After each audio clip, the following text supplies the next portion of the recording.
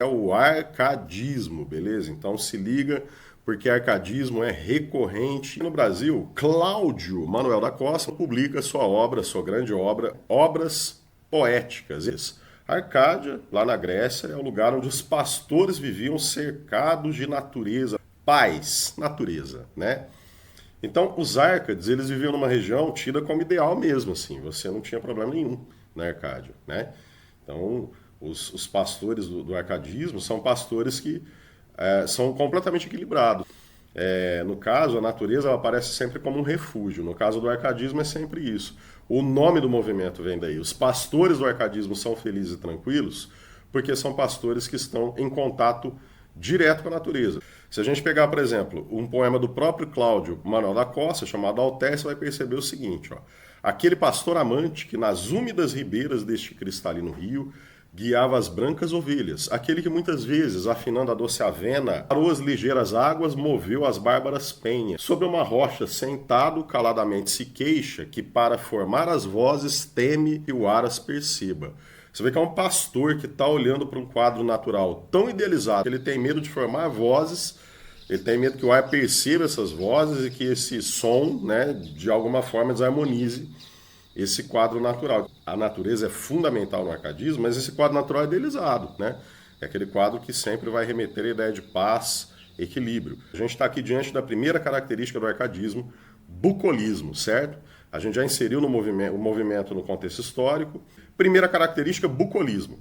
Agora, por exemplo, o Cláudio Manuel da Costa, para participar da Nova Arcádia, ele tinha uma alcunha, né? O apelido era Glauceste Saturnio, de pastor. A imagem do pastor é recorrente também nesses poemas, né? Poemas pastoris, no caso. Então a gente percebe ali aquele pastor amante que nas úmidas ribeiras, né? O pastoralismo como sendo as características iniciais e mais relevantes nesse primeiro momento do arcadismo, ou neoclassicismo também, chamado aqui no Brasil. Então, antropocentrismo é outra característica, racionalismo outra característica, uma linguagem mais simples, né, é outra característica, certo? Existe retomada de valores da antiguidade, literatura romana, né, que vai ser coisas que serão incorporadas aí à literatura do arcadismo. É o inutilia truncati. Significa cortar as coisas inúteis, né? O que significa isso? O que acontece? O Claudinho, grande Cláudio, Manuel da Costa, eu vou pela assim. Alguém há de cuidar, que é frase inchada, daquela que lá se usa entre essa gente, que julga, que diz muito e não diz nada. Nosso humilde gênio não consente que outra coisa mais se diga que aquilo que convém ao espírito inocente. Alguém há de cuidar, que é frase inchada. Frase inchada é a frase carregada de ornamentos, enfeites, né? Uma linguagem exageradamente trabalhada. E essa gente pensa, julga que diz muito e não diz nada. Quer dizer, pensa que fala muita coisa com essa frase inchada, no fim não fala nada, né? E ele fala que o gênio do escritor Arcade não permita que se diga outra coisa mais que aquilo que convém, né? Então você vai tirar da linguagem o que é excesso. Você vai deixar na linguagem apenas o essencial. Inutilia truncati. E isso também tem a ver com o estilo de vida do pastor, né? Porque o pastor tem luxo, o pastor sai ostentando, andando com a Ferrari, cara, no meio dos cabritinhos e ovelhinhas. Não, você percebe que o pastor tem uma vida simples, equilibrada e feliz. Acima de tudo, feliz. Então, inutilia truncati, ele tem muito a ver com cortar as coisas inúteis, no sentido de você levar essa vida mais justa, né? Mais equilibrada, né? Sem excessos, no caso. Isso tem uma relação muito forte com outro tema, que é o aurea mediocritas. Existe uma mediania que é chamada de áurea, de ouro, mediania de ouro. O que é essa mediania, professor? Cara, é simplicidade, é o meio termo, certo? Tem uma música, que é do Zé Rodrigues e do Tavito, que foi brilhantemente cantada por Elis Regina, que se chama Casa no Campo.